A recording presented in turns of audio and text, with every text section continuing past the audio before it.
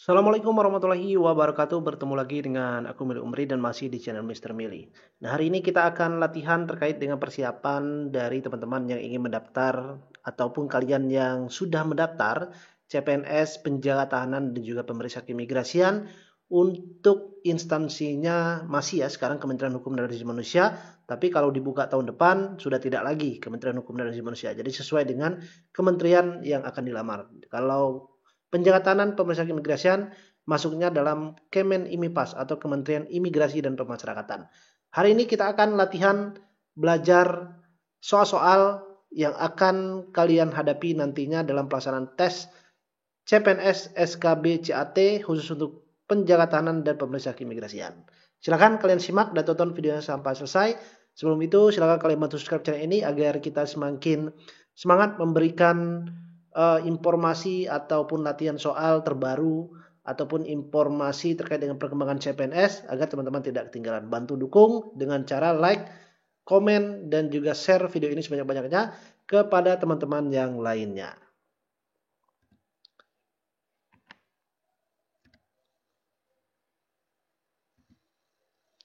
Nah, untuk soal ini saya gabungkan antara penjaga tahanan dan pemeriksa keimigrasian ya. Jadi silakan kalian simak, kalaupun kalian tidak mendaftar penjaga tahanan atau pemeriksa keimigrasian, setidaknya kalian mendapatkan pengetahuan ya, pengetahuan karena nantinya kalau kalian lolos ya setidaknya kalian kan sudah tahu dan kalian juga akan bekerja di bawah satu kementerian yang sama, yakni Kementerian Imigrasi dan Pemasyarakatan.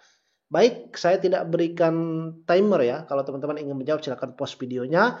Kalau sudah dapat jawabannya, nanti silakan kalian lanjutkan videonya untuk melihat jawabannya. Soal pertama, apa yang dimaksud dengan penegakan hukum? Nah, ini soalnya umum. Pemeriksa keimigrasian bisa, penjaga tahanan juga bisa. Karena ini menyangkut tugas dari seorang penjaga tahanan atau pemeriksa keimigrasian. Ini soalnya soal umum ya. Proses menyelidiki terhadap pelanggar hukum. Ini benar ya. Oke, ini masuk nih. Proses penerapan hukum oleh pihak berwenang guna memastikan hukum yang adil. Ini juga benar. Proses penerapan hukum secara luas kepada masyarakat. Ini juga benar. Proses pengerebekan terhadap pelaku tindak kejahatan. Proses pemberian sanksi kepada pelaku kejahatan secara adil. Nah, sebenarnya ini semua masih terkait dengan penegakan hukum. Tapi yang ditanyakan adalah yang dimaksud dengan penegakan hukumnya itu apa.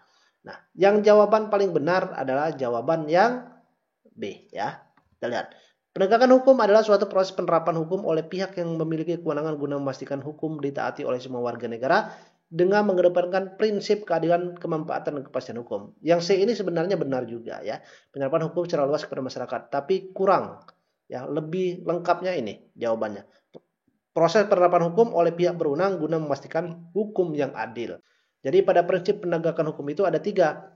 Prinsip keadilan, prinsip kemanfaatan, dan prinsip kepastian hukum. Kalian bisa cek di Google sudah banyak ya terkait dengan penjelasan definisi antara ketiga prinsip ini agar menambah wawasan teman-teman semuanya.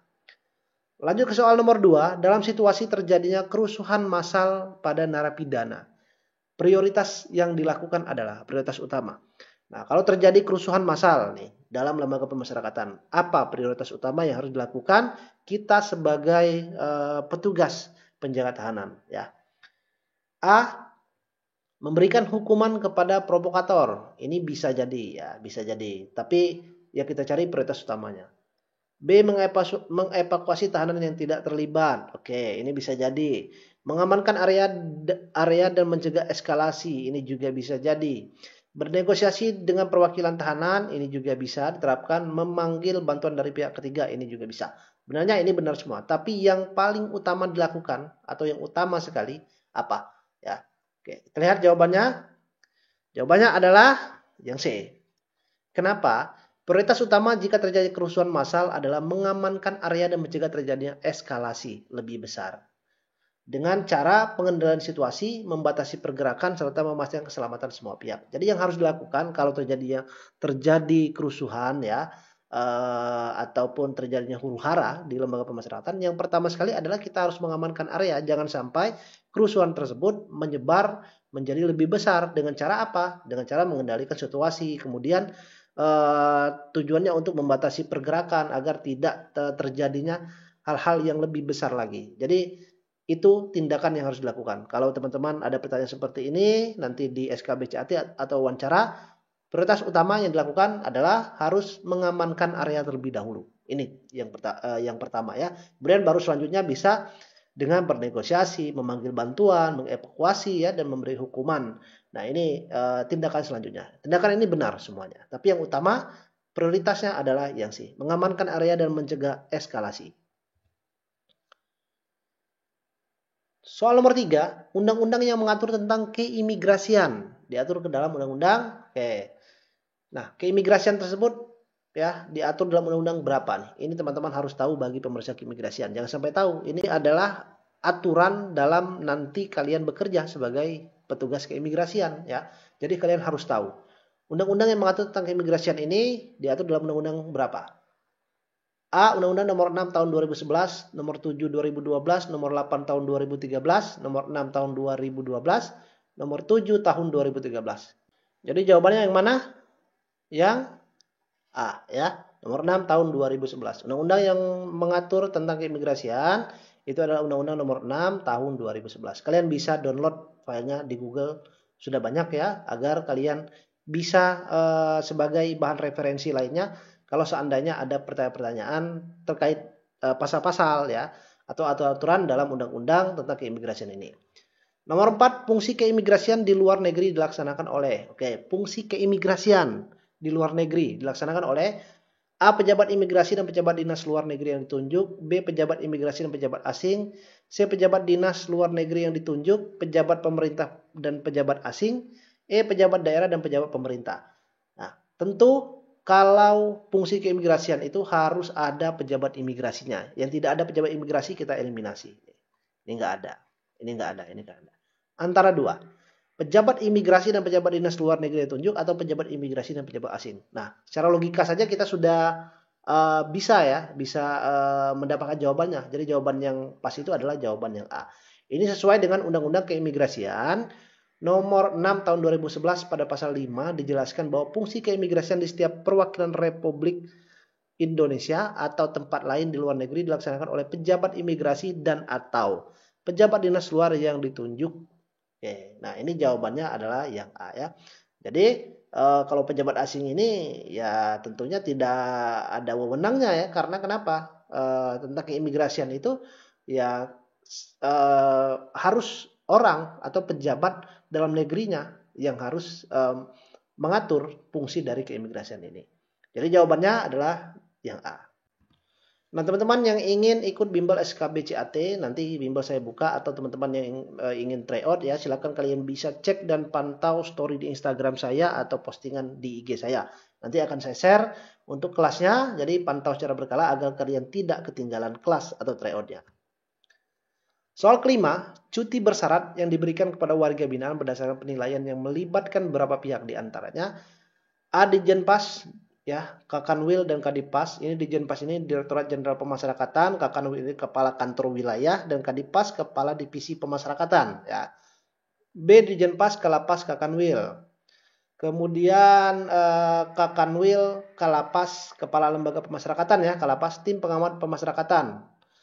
Tim Pengamat Pemasyarakatan, Kalapas, Ditjenpas, Tim Pengamat Pemasyarakatan, Kakanwil dan atau Kadipas. Nah, yang mana ini?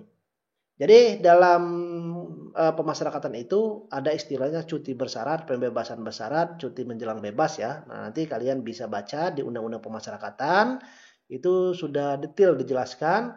Nah, yang berhak ataupun yang menilai dalam proses cuti bersyarat atau CB istilahnya itu siapa? Kita lihat. Nah, cuti bersyarat itu apa? Cuti bersyarat adalah suatu bentuk pembebasan yang diberikan kepada narapidana atau warga binaan untuk diberikan kebebasan terbatas di luar lembaga pemasyarakatan dengan pengawasan ketat. Cuti bersyarat diberikan atas penilaian oleh Kepala Lembaga Pemasyarakatan, Tim Pengamat Pemasyarakatan, dan Ditjenpas. Jadi yang benar adalah yang D jawabannya. Jadi cuti bersyarat ini merupakan hak dari warga binaan ataupun narapidana.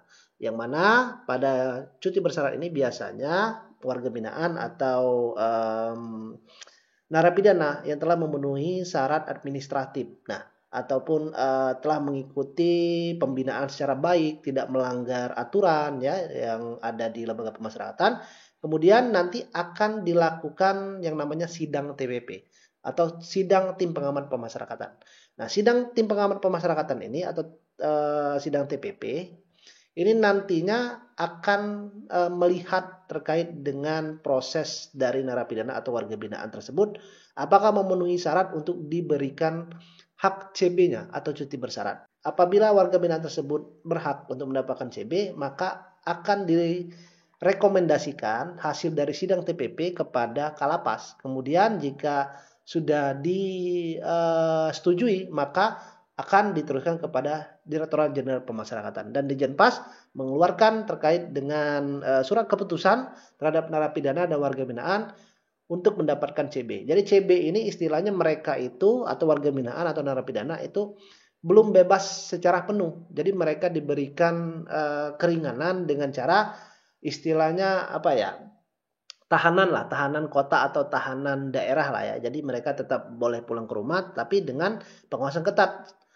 Jadi mereka selama menjalani CB ini tidak boleh yang namanya melanggar hukum lagi. Jadi dalam proses warga binaan mendapatkan CB, kemudian melakukan tindak kejahatan lagi, maka CB-nya bisa dicabut ya, atau dibatalkan. Dan tentunya mereka akan kembali lagi ke dalam lembaga pemasyarakatan. Nah, itu yang dimaksud dengan CB. Kurang lebih CMB, PB ya, itu kurang lebih sama. Nah, ini yang perlu teman-teman ketahui bagi kalian yang mendaftar formasi penjaga tahanan. 6. Metode yang paling tepat untuk mitigasi resiko penyusupan narkoba ke dalam lembaga pemasyarakatan adalah metode yang paling tepat untuk mitigasi risiko. Artinya apa ya? Untuk menghindari terjadinya penyusupan narkoba ke dalam lembaga pemasyarakatan. Apa metode yang paling tepat? Rotasi staf secara berkala. Ini bisa jadi. Pemasangan kamera CCTV bisa jadi. Penggunaan anjing pelacak ini kurang pas ya. Karena di lembaga pemasyarakatan itu tidak ada yang namanya anjing pelacak. D. Pemeriksaan acak terhadap pengunjung. Ini juga jelas salah. Nggak boleh pemeriksaan acak. Semua pengunjung, semua petugas yang masuk ke dalam lembaga pemasyarakatan harus diperiksa. Jadi tidak boleh secara acak. Semuanya ya. E. Penerapan sistem deteksi ion. Ini bisa jadi. Nah, antara tiga ini yang mana yang paling tepat jawabannya untuk mengatasi atau mitigasi risiko terhadap penyusupan narkoba ini? Jawaban yang paling tepat adalah jawaban yang E. Penerapan sistem deteksi ion. Mungkin teman-teman terasa asing ya mendengar sistem deteksi ion ini. Nah, sistem deteksi ion ini merupakan teknologi yang dapat mendeteksi partikel mikroskopis dari berbagai jenis narkoba dengan akurasi tinggi bahkan dalam skala atau jumlah kecil. Nah, tetapi sayangnya untuk sistem ini dengan terkendalanya biaya mengakibatkan sistem deteksi ion ini ya atau teknologi ini sangat jarang digunakan di lembaga pemasyarakatan. Memang ada beberapa lembaga pemasyarakatan yang menggunakan, tetapi sangat jarang ya, karena harganya teknologi ini juga lumayan cukup tinggi dan juga pasti membutuhkan biaya yang tidak sedikit. Ya. Jadi yang paling tepat sebenarnya adalah menggunakan sistem deteksi ion atau teknologi ini. Itu ya jawabannya. 7. Menurut pasal 10 Undang-Undang Keimigrasian, kapan orang asing bisa masuk wilayah NKRI? Oke. Undang-Undang Keimigrasian ya. Nomor 6 ya, nomor 6 tahun 2011. Oke, Undang-Undang tentang Keimigrasian. Kapan orang asing bisa masuk wilayah NKRI? Setelah mendapatkan KTP, ini jelas salah ya. Kalau udah dapat KTP, ini sudah menjadi penduduk Indonesia, bukan lagi orang asing statusnya. Setelah menunjukkan identitas, bisa jadi. Setelah mendapatkan tanda keluar, ini jelas salah ya. Dia kan masuk. Kapan orang asing bisa masuk? Ini kata-katanya masuk, bukan keluar. Setelah mendapatkan tanda masuk, bisa jadi. Setelah mendapatkan persetujuan dari petugas, bisa jadi. Yang paling tepat, menurut pasal undang-undang. Jadi kalau ada pasal undang-undang, ya harus tepat, sesuai ya penjelasannya. Jadi apa? Kita lihat. Pada pasal 10 Undang-Undang Keimigrasian, orang asing yang telah memenuhi persyaratan dapat masuk ke wilayah NKRI setelah mendapatkan tanda masuk. Nah, setelah mendapatkan tanda masuk. Oke, jawaban D. Berupa pisah serta memiliki paspor. Nah, kalian mungkin masih bingung ya, atau memang belum tahu Tetapi kalian mungkin sudah tidak asing mendengar yang namanya paspor dan visa. Apa beda kedua? Ternyata paspor dan visa ini berbeda ya. Paspor itu ada identitas diri yang dimana penerbitannya itu dari negara asal. Misalnya, saya dari Indonesia nih, kan? Kita dari Indonesia. Nah, kita harus membuat paspor terlebih dahulu. Oke, itu ya paspor. Kalau visa, visa ini adalah izin masuk ke negara tujuan, diterbitkan dari negara tujuan atau perwakilan dari negaranya yang berada di negara kita. Nah, itu visa. Bedanya paspor dan visa ya. Nah, jadi kalian harus paham antara beda kedua ini. Siapa tahu saja ada soal yang nanti masuk perbedaan antara paspor dan juga visa. 8. Siapakah Menteri Imigrasi dan Pemasyarakatan tahun 2024? Ini sangat terkini ya. Siapa tahu soalnya ada seperti ini. Kalian harus tahu, harus paham ya. Oke. Jawabannya A. Silmi Karim, Natalius Pigai, Agus Andrianto, Supratman Andi Adgas, atau Yasona Halauli. Kalau kalian yang mengikuti pasti akan paham. Tapi kalau kalian yang tidak update, ini adalah soal-soal update terbaru ya. Jawabannya adalah yang C ya. Kita lihat. Pada tahun 2024 per 20 Oktober 2024 dalam pemerintahan Presiden Prabowo Subianto, Kementerian Hukum dan HAM dipecah menjadi 3 kementerian baru, yakni Kementerian Hukum, Kementerian HAM, dan Kementerian Imigrasi dan Pemasyarakatan. Nah, menterinya siapa? Silmi Karim ini adalah wakil menteri ya, wakil menteri IMIPAS, Imigrasi dan Pemasyarakatan, oke, atau Kemeninpas.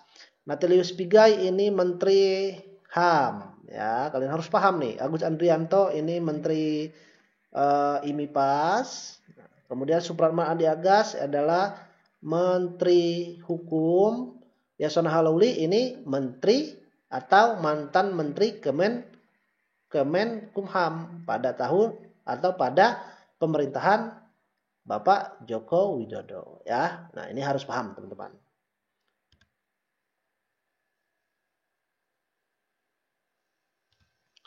Soal nomor 9, undang-undang yang mengatur tugas dan fungsi pada sistem pemasyarakatan di Indonesia adalah tadi undang-undang pemasyarakatan, undang-undang imigrasi ya, sekarang undang-undang pemasyarakatan. Oke, yang mana nih? Ini sebenarnya gampang ya menghafalnya, gampang sekali ya, dan ingatnya juga gampang. Ini, ingat saja angka yang double. Oke, yang mana angka yang double sini? Yang sama semuanya. Jawabannya adalah yang C. Oke, ini ya. Dalam menjalankan fungsi pada sistem pemasyarakatan diatur dalam Undang-Undang Nomor 22 Tahun 22. Ingat saja 2022 itu tentang pemasyarakatan. Nah, secara untuk mengingatnya seperti itu. Jadi 2022 itu tentang pemasyarakatan. Nah, Undang-Undang Pemasyarakatan yang lama ini adalah yang ini Undang-Undang Nomor 12 Tahun 1995 tentang pemasyarakatan, tapi dirubah menjadi Undang-Undang Nomor 22 Tahun 2022. Jadi undang-undang ini sudah dicabut, tidak lagi menggunakan Undang-Undang Nomor 12 Tahun 1995 ya. Ini harus paham, teman-teman. 10. Apa saja unit pelaksana teknis yang berada di bawah naungan dari pemasyarakatan? Oke. UPT. UPT itu adalah perwakilan yang ada di wilayah, di tingkat wilayah dalam menjalankan sistem pemasyarakatan ya. Oke. Yang mana? Unit pelaksana teknis atau UPT yang berada di bawah naungan pemasyarakatan. Lapas, Rutan, Rudenim, LPKA atau LPP. Oke. Lapas, lembaga pemasyarakatan ini jelas. Rumah tahanan ini jelas, Rutan ya. Rudenim, rumah detensi imigrasi. Nah, ini ya, imigrasi. Jelas salah.